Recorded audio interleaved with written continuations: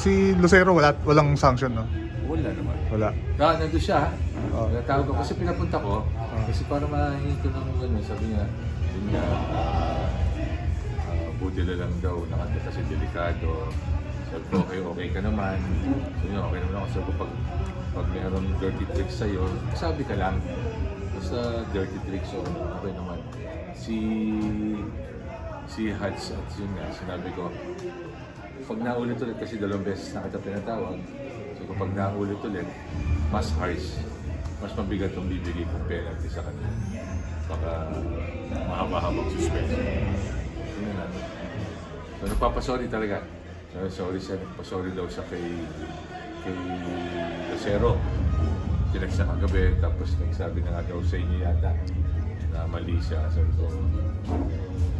kasi delikado talaga yung ginawa niya. Kaya ganun kataas yung